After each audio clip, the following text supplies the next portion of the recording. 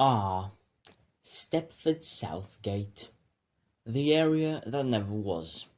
The only surviving Southgate in Stepford is now Stepford East's entrance. But what happened to Southgate and the Metro Loop? How do we end up here? Do we even need Southgate? First, we need to go over a little bit of history. The Southgate extension was first proposed in 1927 with the Metro Expansion Plan, the same plan that led to the construction of the old Coxley New Town. The plan was to make a metro loop extending services past Stepford Victoria via Stepford University, Stepford Southgate, St Helens Park, Old Harrow, and connecting at St Helens Bridge. Construction started on this line in 1928 between St Helens Park and Old Harrow, but in early 1930 all major construction projects were suspended due to the Great Depression. The project's plans were later changed in 1934, rerouting its junction with St Helens Bridge and Stepford Victoria. In 1939, however, the project was abandoned for the first time, but not its plans. The plans for Stepford Southgate stuck around. In 1961, as National Rail approved renovating the extension to Stepford Victoria, major changes were made to the station, with 6 platforms instead of 4. The idea was to have 2 platforms going beyond Stepford Victoria to Stepford University and Southgate.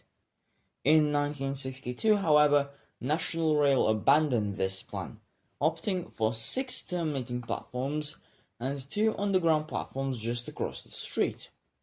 In 1964, Stepford Victoria opened and planning began on the Southgate extension. Since Metro wasn't an operator, it was agreed that Stepford Local would serve University and Southgate. St Helens Park and Old Harrow were abandoned by this point, due to lack of demand. It was much more easier and financially sound to serve these areas by bus and tram.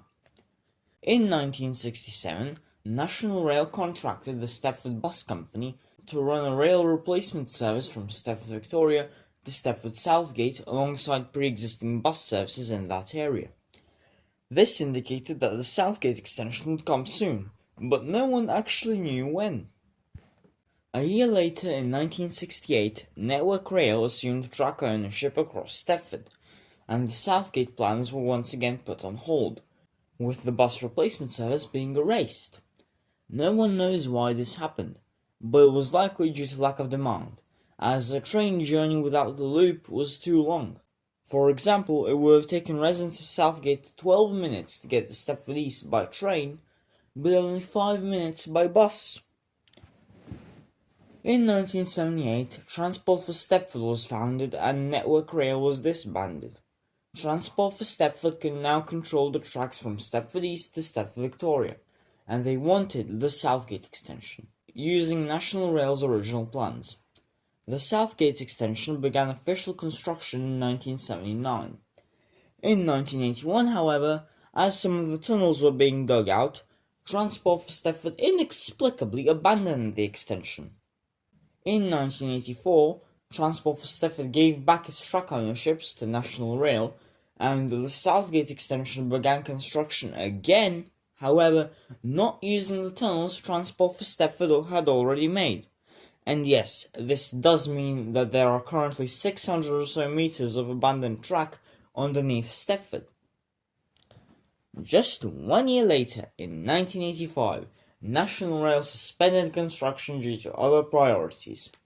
Unfortunately for us, we don't know what those priorities were. In 2003, Metro came back, and National Rail was focusing on digging out the Metro core section, featuring new platforms at Stepford Central and Stepford East, a new stop at 4 ways and 2 new junctions, with the tunnel also going underneath the river. There just wasn't enough time for Southgate or worrying about it. But in 2010, planning once again began on the Southgate extension. Metro was set to operate it, and the incredibly long bureaucratic process got to work. The project was to be funded partly by National Rail and partly by Transport for Stepford. The tracks at Financial Quarter would have gone down at a new junction before Stepford Victoria, where two new platforms would be directly under the existing station, with no terminating capabilities.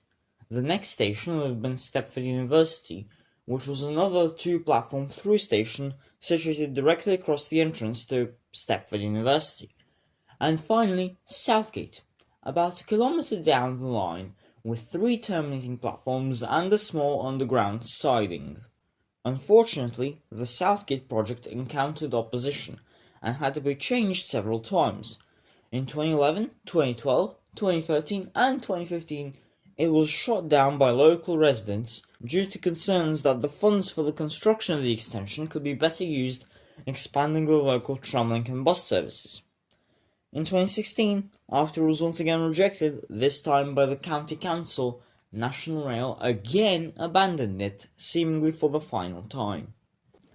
And that's pretty much where the history ends. In present days, aside from several abandoned tunnels near Stepford University, no trace of this extension is left. But do we even need a Southgate extension? Honestly, no. Although it would be great for rail enthusiasts, there is no financial sense to make it.